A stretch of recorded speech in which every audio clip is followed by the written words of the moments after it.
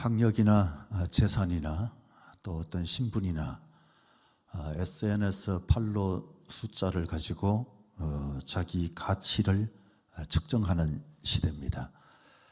그러나 성경은 우리의 아이덴티티 또는 밸류, 우리의 정체성, 가치를 그렇게 말하지는 않습니다. 사도 바울은 우리가 죄와 허물로 말미암아 죽었던 자들이다, 그렇게 분명하게 말하면서 하나님의 사랑 그리고 하나님의 은혜로 구원받고 우리가 하나님의 자녀가 됐다, 그 사실을 강조하고 있습니다. 10절 말씀을 보시면 우리는 그가 만드신 바라 그리스도 예수 안에서 선한 일을 위하여 지으심을 받은 자니, 우리를 하나님의 작품이라고 말합니다. 하나님이 만드신 바니, 하나님의 글작품, 최고의 작품이 됐다, 그렇게 말하고 있는 것입니다. 옆 사람 보시면서 한번 잘났어 정말 한마디 하시기 바랍니다.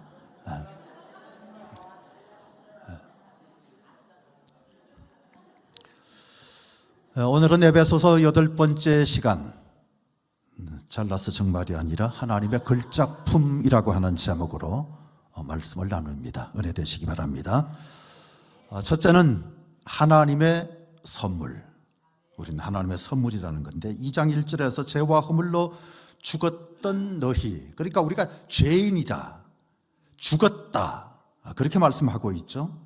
그러나 하나님의 구원이 완벽하셔서 잃었던 지위, 하나님의 자녀로서의 그 지위를 다시 회복하게 된 거예요. 하나님을 아버지라고 부를 수 있는 하나님의 자녀가 된 것, 우리는 하나님의 작품이 되는데 그것도 걸작, 그런데 절차가 복잡하지 않습니다. 회교 같은 경우는 선행이 전제 조건입니다. 매일 일정한 시간이 되면 메카를 향해서 절을 해야 하고 정한 율법들을 다 지켜야 합니다. 마지막 심판때가 돼서 이 선행한 것과 악행한 것을 저울로 재서 선행한 것이 더 많아야 천국 간다, 그게 바로 회교. 힌두교나 불교 같은 경우에도 절제와 고행이 바로 전제 조건입니다. 그래서 요가성 중에 평생토록 한 손을 계속 들고 그렇게 다니거나 나무 위에 거하면서 지상으로 내려오지 않고 그렇게 살아가는 사람도 있고, 장자불화, 이건 눕지 않고 그냥 계속해서 10년 동안 꼿꼿하게 앉은 채 잠을 잤다, 성철 스님이 그렇게 했다는 것 아닙니까? 그런데 성철 스님이 그렇게 했지만 마지막에 하셨던 말씀이 나는 평생을 헛살았다, 그러면서 나는 구원받지 못했다라고 말씀하셨습니다. 불교의 관점에서 보는 겸손 차원으로 해석해야 된다, 그렇게 말하는 사람들도 많습니다만 사실 그렇게만 해석하기에는 너무 엄청난 말씀을 하신 거예요. 나는 구원을 받지 못했다. 그런데 우리 8절 성경 말씀을 보시면 너희는 그 은혜를 인하여 믿음으로 말미암아 구원을 받았나니, 믿음으로 말미암아 구원을 받았나니, 이것이 너희에게서 난 것이 아니요 하나님의 선물이라, 그런 말씀이 나옵니다. 우리가 바로 거듭난 하나님의 자녀가 됐다, 다른 표현으로 하면 왕 같은 제사장이 됐다, 이런 표현이기도 하고, 우리는 시냇가에 심은 나무다, 그런 말이기도 합니다. 말씀해 보니까 은혜로 인해서 우리가 구원받은 것이 바로 하나님의 은혜로 말미암은 것이다. 은혜라고 하는 것은 값없이 베풀어 주신 하나님의 호의입니다. 돈 내고 구원받는 것이 아니라 값없이 베풀어 주신 하나님의 호의, 그 은혜로 말미암아 우리가 구원받는 것이다, 그렇게 말씀하고 있어요. 또 말씀해 보니까 믿음으로라고 했는데 이건 우리의 공로, 우리의 노력, 이것으로 말미암아 구원받는 것이 아니다, 그런 얘기입니다. 그게 아니다. 너희에게서 난 것이 아니요, 이것 역시 우리의 노력 가지고 구원받은 것이 아니다라고 하는 것이고, 성경은 이 구원이 바로 하나님의 선물이다, 그렇게 말씀하고 있습니다. 선물, 마음을 담아서 주는 거죠. 마음을 담아서 주는 거예요. 그러니까 하나님의 선물, 그러면 하나님의 마음이 담긴 거예요. 선물 받으면 누구나 다 기분이 좋습니다만, 근데 하나님이 베풀어 주신 이 선물은 우리가 하나님의 자녀가 되는 엄청난 선물. 이 부분에서는 평소에 아멘 안 했던 분도 아멘 해야 돼요. 우리가 하나님을 아버지라고 부르는 엄청난 선물, 그 선물이 우리에게 주어졌다는 거거든요. 이거는 사실은 뭐 옆에서 졸던 사람이 깜짝 놀 정도로 아멘 해도 괜찮아요. 너무 엄청난 선물, 엄청난 선물. 오늘 교회 오신 분들에게 한 분당 1억씩 드리겠습니다. 그러면 아마 눈이 반들반들 할 거예요. 그런데 1억과도 비교가 되지 않는 하나님의 자녀가 되는 권세를 주신 것. 하나님 앞에서 1억이 무슨 의미가 있어요? 영원한 생명을 주신 최고의 선물, 최고의 선물, 그 선물을 우리에게 주셨다. 그런데 9절에 보면 행위에서 난 것이 아니니 이는 누구든지 자랑하지 못하게 하려 함이라. 어떤 자격 때문에 받는 것도 아니고 공로 때문에 받는 것도 아니고 전적으로 구원은 값없는 하나님의 은혜로 말미암는 것. 우리가 받은 구원, 은혜로 받는 하나님의 선물입니다. 그 다음 두 번째로 하나님의 작품이에요. 우리는 10절 말씀에 우리는 그가 만드신 바라, 그렇게 말씀했죠. 우리는 그가 만드신 바라, 그의 작품이다, 그 얘기 아닙니까? 연구하는 분들이 우리 이 몸이 그야말로 신비, 우리의 몸이라고 하는 것이 놀라움 그 자체라고 얘기했습니다. 심장이라고 하는 것이 1분에 4리터의 피가 막 돌아가게 하는 역할을 한다는 거예요. 1분에 4리터. 그러면 양동이로 말하면 760 양동이, 막 그 정도로 피가 막 돌아가게 만드는 일을 하고 있다는 것. 신경이라고 하는 것이 신호를 보낼 때 1초에 120m. 이게 굉장한 거예요. 좀 놀래주세요. 1초에 120m 속도를 보낸다 그래요. 뿐만 아니라 모든 그 동물들이 다 4발로 다니는데 우리는 2발로 다닙니다. 달팽이 간의 뭐 역할이라고 하기도 하는데 전 잘 몰라요. 그런데 우리는 하여튼 달라요.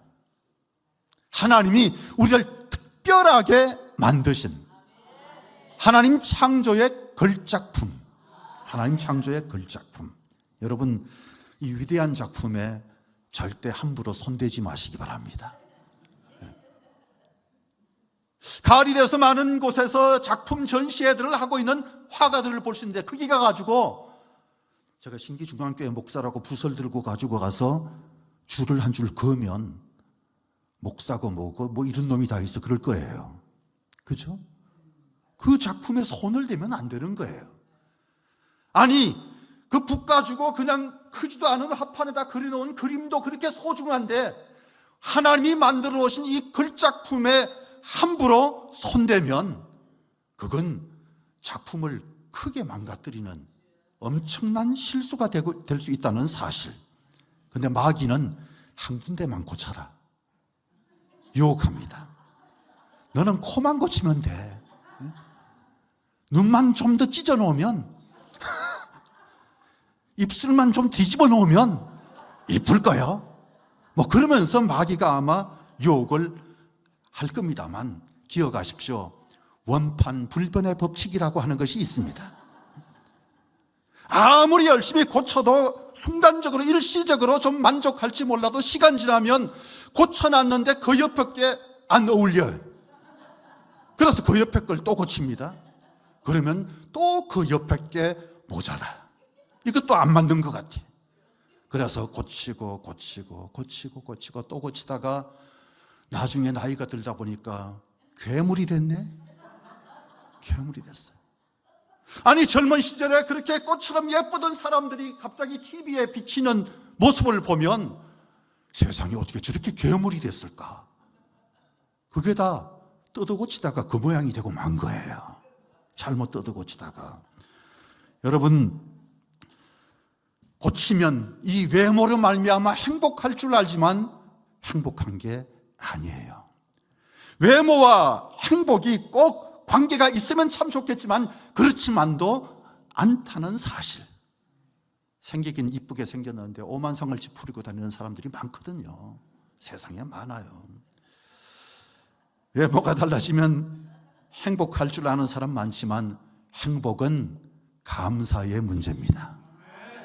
디모데전서 4장 4절에 보시면 하나님이 지으신 모든 것은 뭐라 그랬어요? 선하매. 저의 선하매가 굿이란 얘기입니다. 굿. 하나님이 지으신 모든 것은 좋다. 좋다. 옆 사람 보면서 좋다 한번 하시라고. 아니, 이게 아니라 요거.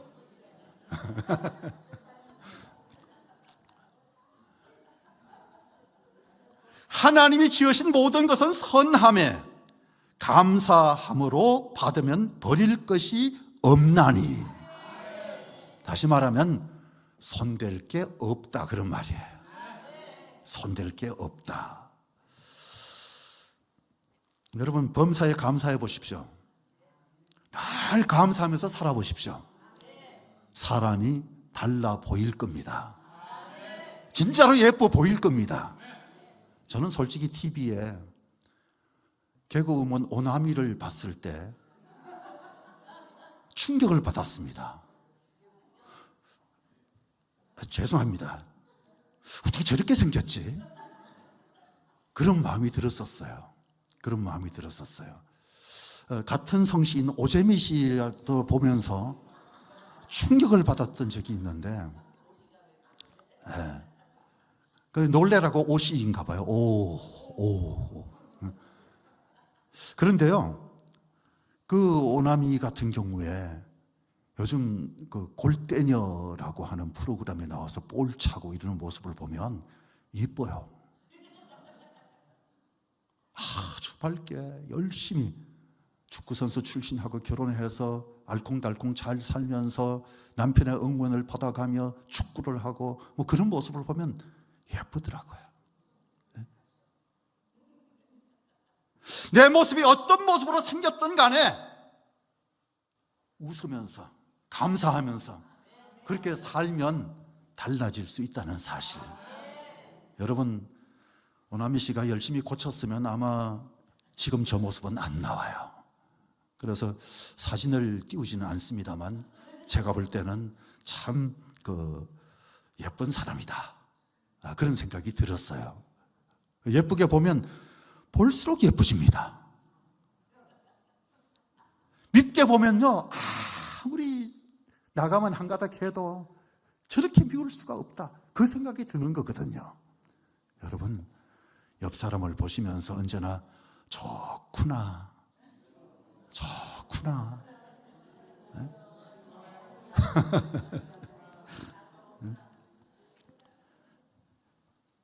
얼마나 못생겼으면 원조 뒤태 미녀라고.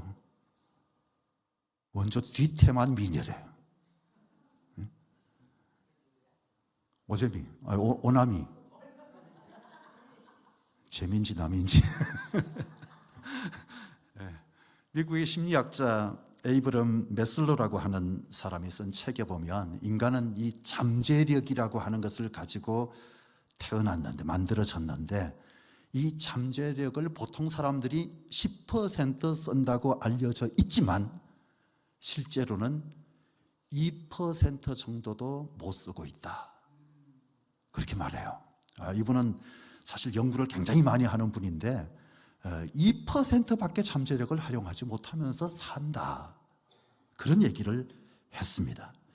여러분, IQ가 좋고 나쁘고 이게 중요한 게 아니라 내 속에 하나님이 만들어 놓으신 잠재력을 얼마나 끄집어내면서 사느냐, 거기에 따라서 성공 여부가 결정되는 거예요.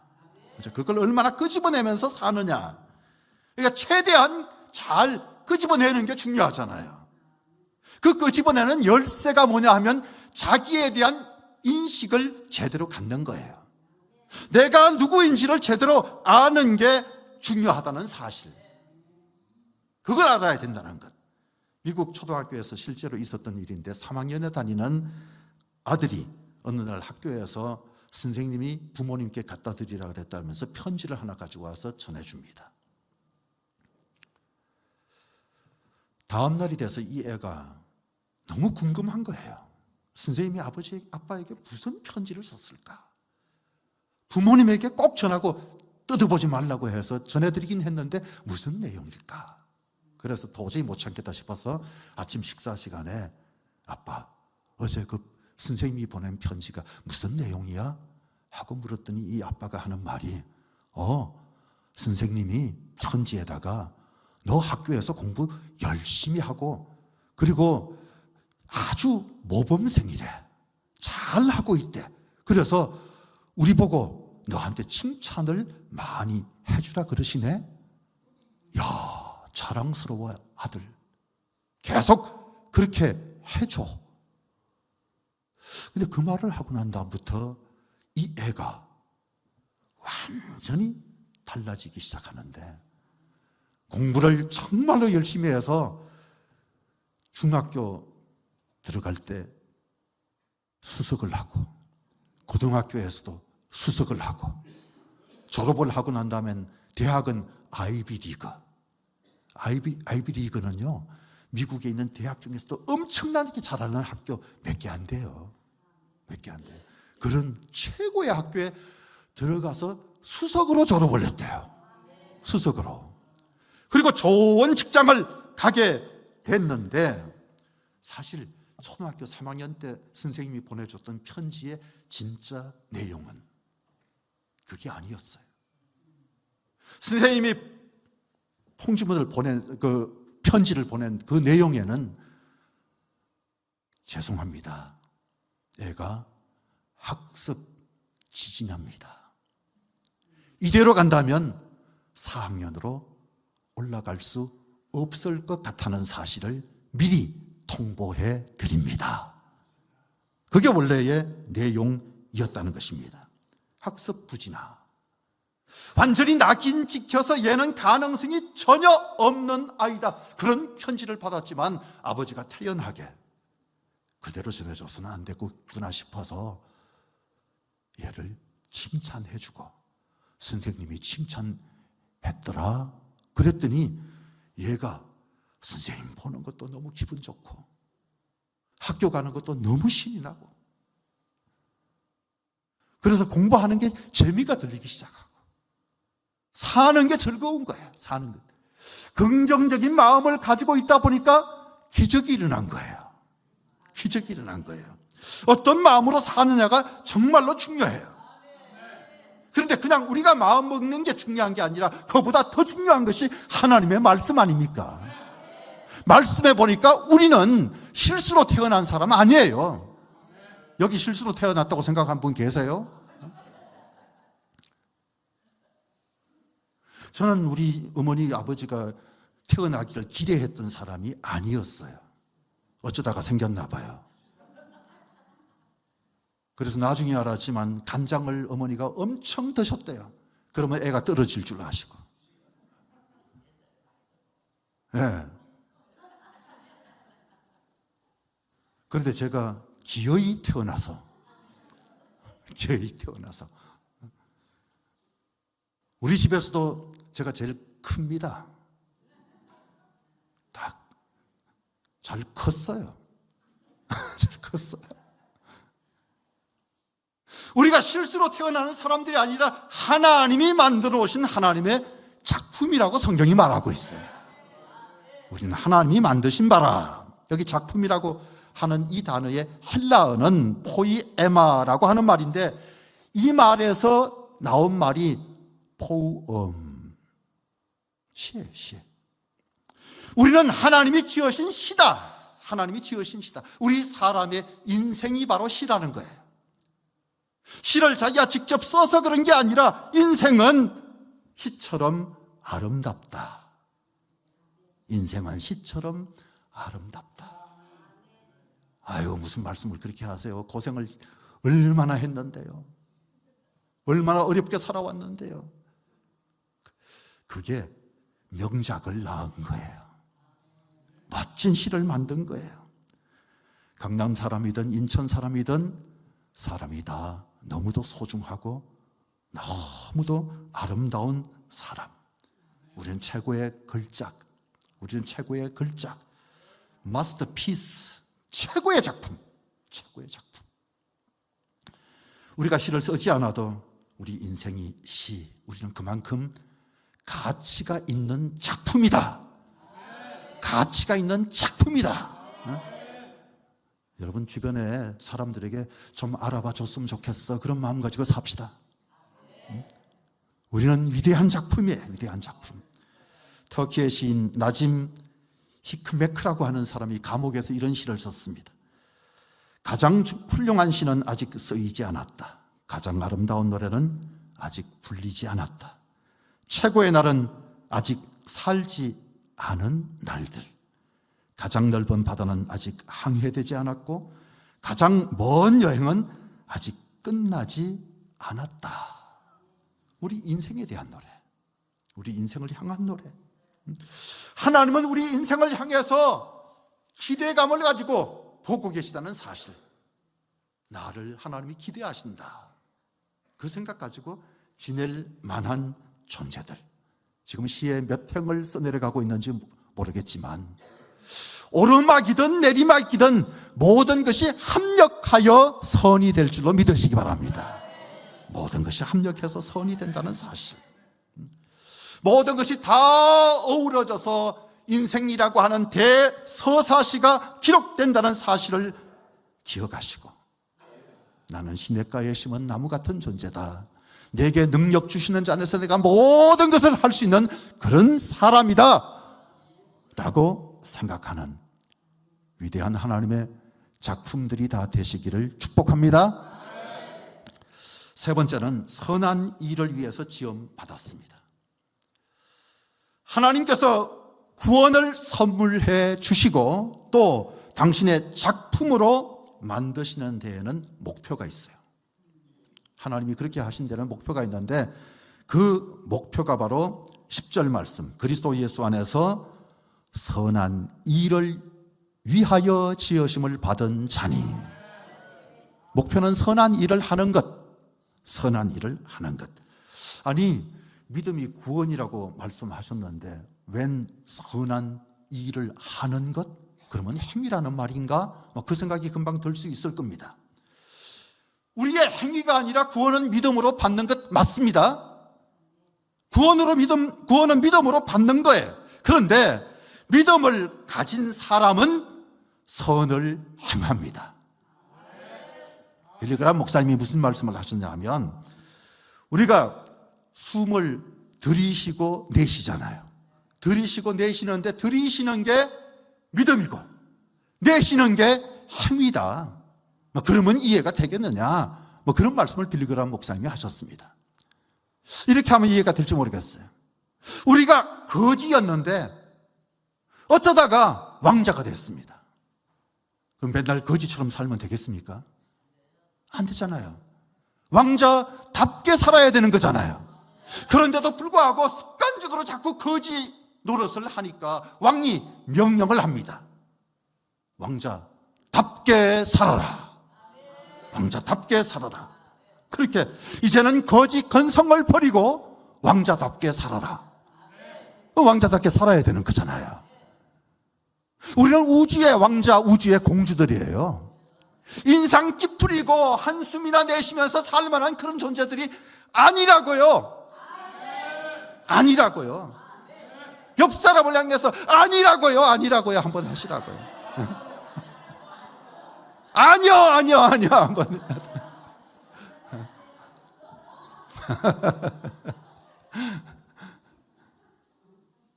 맨날 탄식하면서 지내는 자녀를 보면 부모의 마음이 어떨까요? 늘 징징거리면서 사시기보다 그냥 웃자고요. 노래하자고요. 전혀 노래할 기분이 아니어도 대산을 넘어 험곡에 가도 빛 가운데로 걸어가면 주께서 항상 지키기 약속한 말씀 변치 않네. 하늘의 영광 하늘의 영광 나의 맘속에 차고도 넘쳐 할렐루야를 힘차게 불러 영원히 주를 찬양하리. 이 찬송을 골라도 잘 골라야 돼. 찬송을 잘 골라야 돼. 힘들다고 앉아가지고 울어도 못하네 눈물만. 그거 부르다 보면요 끝까지 부르지도 못해. 참아도 못하네.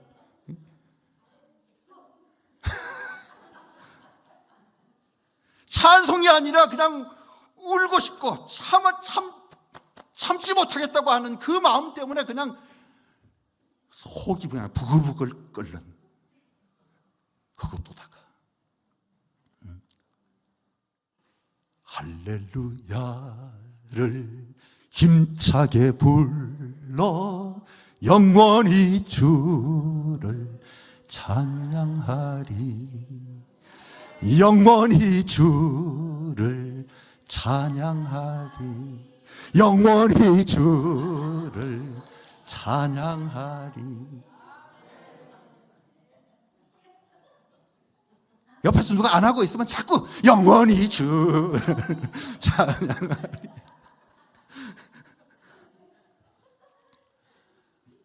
하나님이 우리를 만들어 놓으신 이유는, 하나님이 우리를 구원해 놓으신 이유는 선한 일을 하도록, 그가 하게 하기 위해서. 여러분, 선행은 믿음을 가지고 있는 사람들이 보여야 할 열매입니다. 증거입니다. 믿음을 가지고 있다면 그래야 돼. 열매를 보면 나무를 안다고 했잖아요. 그 열매를 보면 우리의 속에 믿음 나무가 제대로 살아있는지를 알 수 있는 것 아니겠어요? 살아있어야 되는 거잖아요. 성경은 분명하게 우리를 만들어 놓으신 이유가 선한 일을 하게 하기 위해서.